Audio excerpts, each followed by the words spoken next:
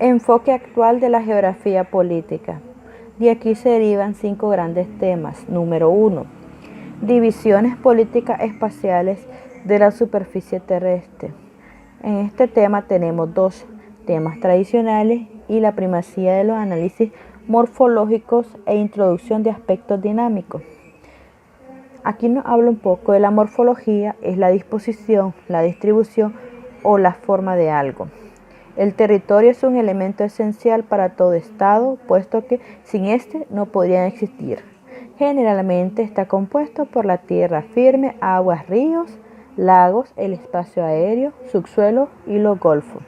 En el segundo tema tenemos las influencias de la actividad política en la estructuración del territorio. De aquí se deriva el poder público como agente espacial y el estudio de las motivaciones y mecanismos de las tomas de decisión. El poder expresa la energía capaz de lograr que la conducta de los demás se adapte a la propia voluntad. Es por tanto una influencia sobre otros sujetos o grupos. El poder es político cuando se ejerce en un marco donde la coerción es legítima o la recompensa por la obediencia tiene que ver con beneficios provistos de la comunidad. En el tercer tema hablamos de las estructuras administrativas del Estado y de aquí se deriva la organización territorial del Estado, estructura, y la disfuncionalidad o grado de adaptación de esta estructura a las necesidades sociales. Aquí nos habla de la distribución del territorio con respecto al espacio que ocupa el ser humano. Es un ámbito de estudio muy amplio, ya que su principal objeto de estudio son las instituciones políticas, que pueden ir desde un pequeño grupo de personas bien organizado y jerarquizado hasta un gran bloque económico o político de carácter internacional, y no tratarse solamente de países. En el cuarto punto tenemos los procesos electorales, que nos habla de las aplicaciones de técnicas estadísticas y informes conductistas a la geografía electoral y el análisis del voto y del comportamiento político del ciudadano.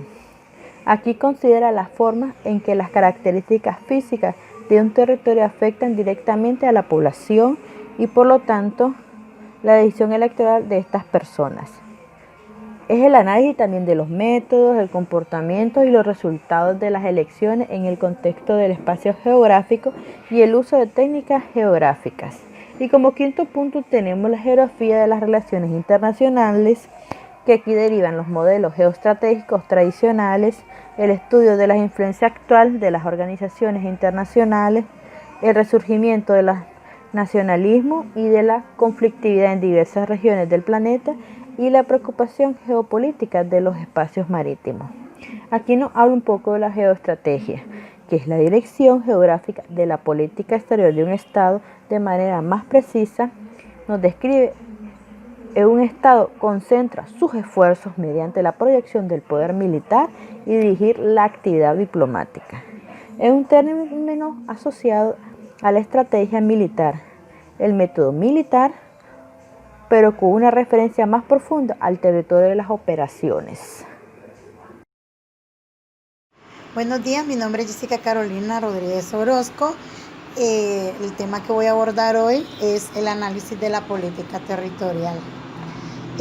Tenemos como definiciones 2 aportes importantes.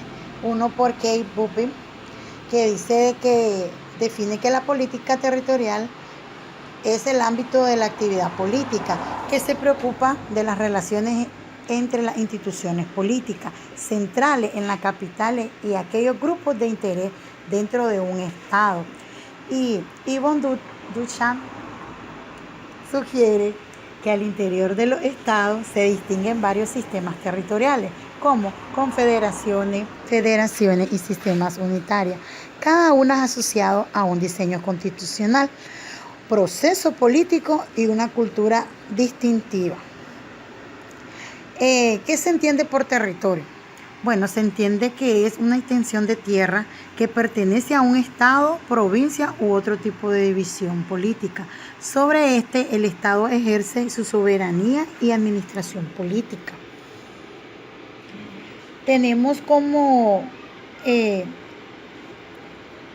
al estudiar la política territorial nos encontramos con un conjunto de enfoques diversos que intentan explicar los procesos políticos que se producen entre diferentes partes de los estados o naciones. El análisis del sistema territorial tiene como finalidad detectar las potencialidades económicas, sociales, culturales y ambientales del territorio nacional, así como proveer desafíos en su dinámica, economía y demografía. Como conclusión, tenemos que el análisis del sistema territorial es la forma más tradicional de abordar el estudio de la política territorial. Tiene una proyección global, por lo que va más allá de los sistemas territoriales de los estados nacionales. ¿Qué quiere decir esto?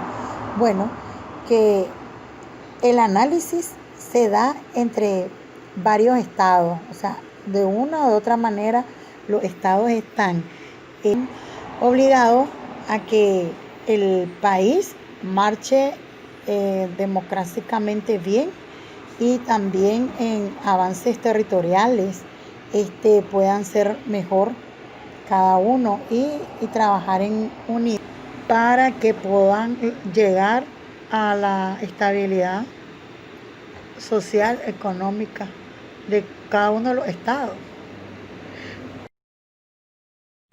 Tema número 3. Las relaciones centro-periferia. Para empezar, vamos con los conceptos clave.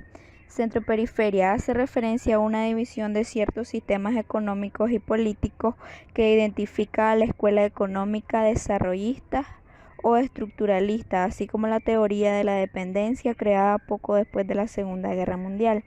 Centro incluye a los países que exportan productos industriales y tecnología de alto valor, realizan inversiones más allá de sus fronteras, Estados Unidos, Europa Occidental y Japón.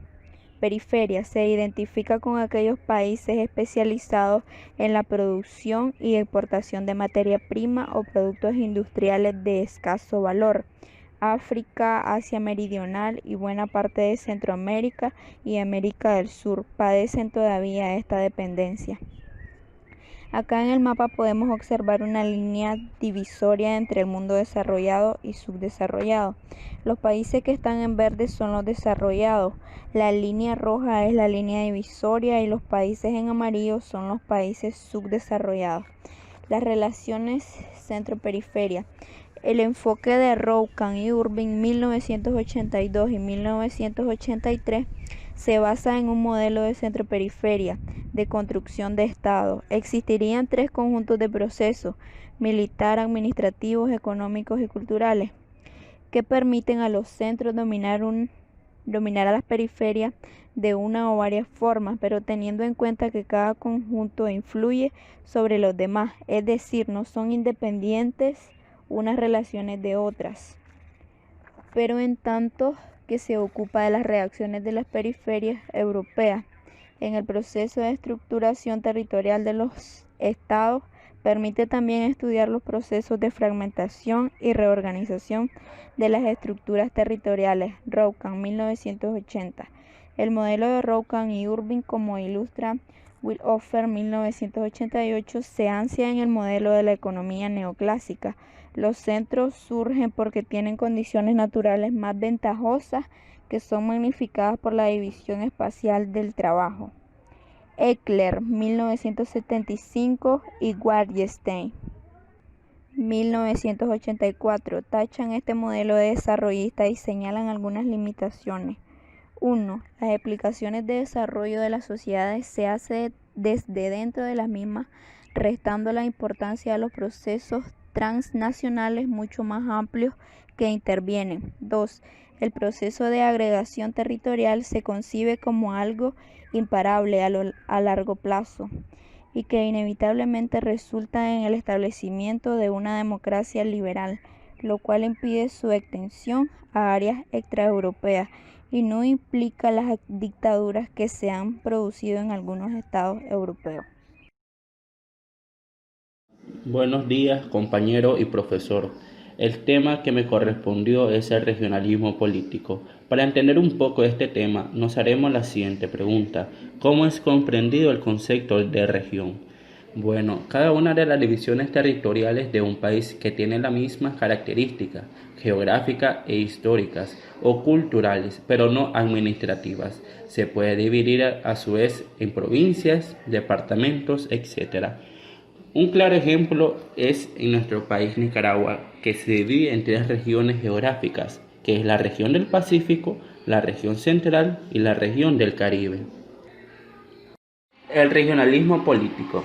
Se habla de regionalismo en política, en referencia a la ideología o movimientos que tienen como objeto la defensa y valoración de la región propia, de sus características distintivas en lo natural como paisaje, geografía y recursos, y lo cultural como tradiciones y costumbres. El regionalismo surge como reacción al centralismo, y pese a que no pretende cuestionar la existencia de una unidad política superior, la de la nación, si se plantea exigir al Estado políticas que atiendan las necesidades específicas locales, así como una redistribución justa de la renta nacional. En fin, el regionalismo político se distingue por su homogeneidad con base en lo étnico, lo ideológico y lo cultural. El problema del regionalismo. El regionalismo, en primer lugar, está la desigualdad entre habitantes. Esto conlleva la división política. Número 2. El sentimiento de diferencia. Número 3. Los conflictos. Esto conlleva el desarrollo del país. Además, la diferencia que hace que hoy nos consideren como individualistas. ¿Esto qué quiere decir? Que el gobierno regional causa división política entre los ciudadanos en cuanto a que no sabe administrar bien los recursos. También existen las clases sociales y también aquí hay personas que piensan en uno mismo. Y por último tenemos la descentralización del Estado. Pero para entender un poco vamos a comprender qué es descentralizar. Bueno, es delegar parte del poder que ejerce un organismo central a diferentes entidades o corporaciones. En este sentido, lo que propone el regionalismo político es la descentralización del Estado, lo que implica que hay acciones políticas concretas que se adecúen a las condiciones específicas de cada lugar. En fin, lo que se entiende por descentralización es el proceso de distribuir o dispersar funciones, poderes, personas o cosas fuera de una ubicación, autoridad central. Hablaremos de análisis del sistema mundial. En la perspectiva geográfica, centros y periferia son: el centro son los países colonizadores que se impusieron sobre los países colonizados, y aun cuando estos son ahora soberanos, existe dependencia y dominación indirecta. Los países dominantes representan el centro y los países subordinados representan la periferia. El mundo ya no puede seguir siendo explicado solo en términos de Estado-naciones y en sus economías nacionales. El mundo es un sistema espacial de centros y periferias, estrechamente interrelacionados entre sí, que cambia el ritmo de los ciclos del auge y crisis a lo que está sometida la economía capitalista. La relación entre ambos grupos es fundamentalmente de explotación del centro sobre la periferia y se da en un intercambio desigual, al tener un menor precio los productos periféricos en los mercados internacionales con respecto a los productos del centro cuando son intercambiados. La mayor parte de la plusvalía, o sea, el aumento del valor generado por los trabajadores de los estados periféricos, termina en manos de los grandes productores. En esta presentación podemos ver lo que es un mapa en el cual podemos apreciar lo que son los países del centro y la periferia.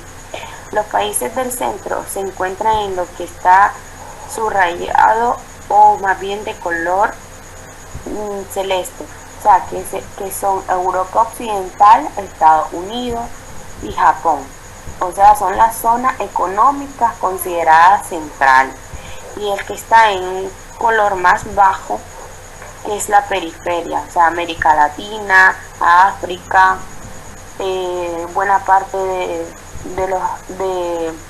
de Asia, en fin. Y hay tres escalas de análisis: a nivel de Estado-nación, de la localidad, economía y mundo.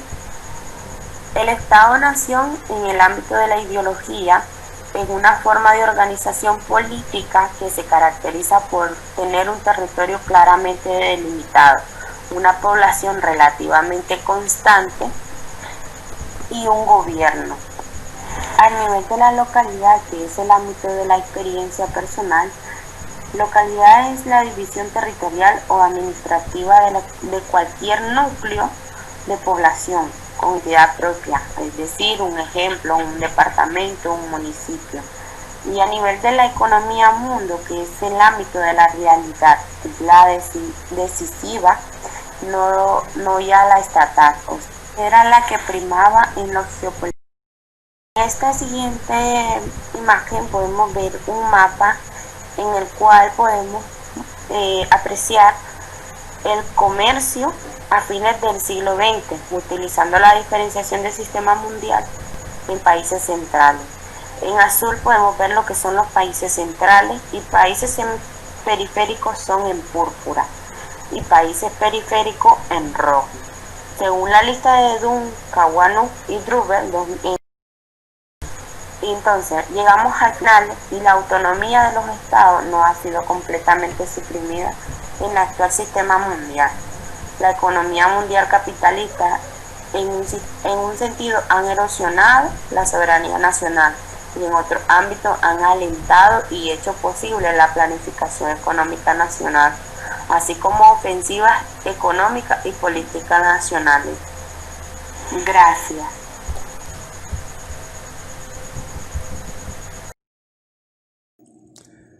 Número 6. La geografía política humanística. ¿Cómo se entiende el papel de lo humano? ¿Qué busca este enfoque humanístico?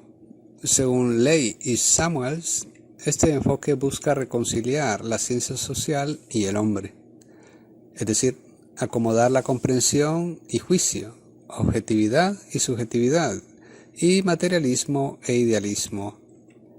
En otras palabras, pretende realizar una ciencia antropocéntrica, es decir, centrado en el hombre. Es decir, que la misma acción y la conciencia humana desempeñan un papel activo y central. Los ejes básicos del análisis es que se tratan de forma especial los problemas y el significado del territorio para los actores políticos, así como conceptos como los de sentido de lugar, territorialidad o nacionalidad del sistema territorial. Una aproximación cultural humanística a la geografía política nos permite entonces vincular a la sociedad civil con el Estado, pero no como súbditos, sino como ciudadanos. Algunas consideraciones finales es que mediante este análisis se logran al menos dos objetivos principales. Primero, se muestra el carácter contingente del Estado.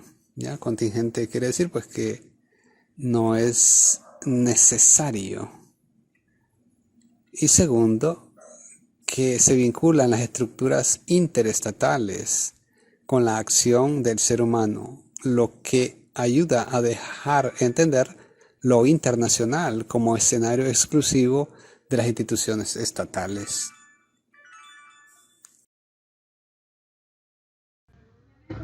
Muy buenas noches, querido profesor.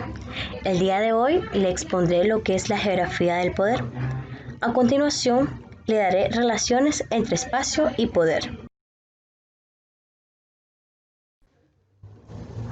Relaciones entre espacio y poder.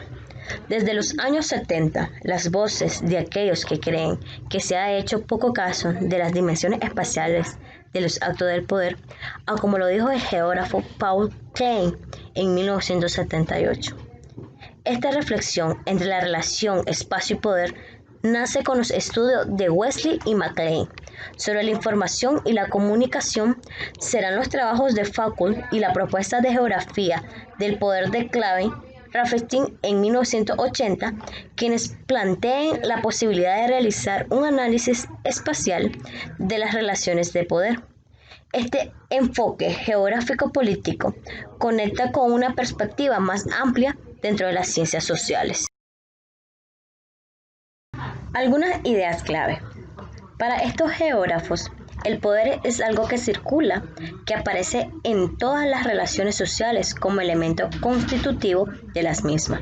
Un poder que no es ni posesivo ni adquirido, sino simplemente ejercido por actores provenientes de la población. Esto produce el territorio. Las relaciones espaciales son entonces relaciones de poder, constituyéndose así el objetivo del estudio de una geografía política, que no quiere seguir los pasos totalitarios de la versión clásica de la disciplina. Para Rafferty, en 1980, el poder se manifiesta con ocasión de la relación en la relación que se establece, cuando se enfrenta o se unen dos polos, a partir de los que crean campos de poder que ya se pueden analizar. Para Kleber y Rafferty, la geografía política debe centrarse en lo político, en las relaciones de poder. Los dos parten de la base que están relacionados, no se pueden reducir de ningún modo de ámbito de lo estatal. Consideraciones finales. Las sociedades se organizan de modo coherente y jerarquizado desde el inicio en el que se instala un territorio e intenta dominarlo. La relación entre espacio y poder es para que se ejerza el poder, tiene que haber gobernados, entendiéndose como un conjunto donde las personas o la sociedad sigan una serie de órdenes o de normas impuestas por la jerarquía más alta de dicho país. Esto ha sido todo, muchísimas gracias.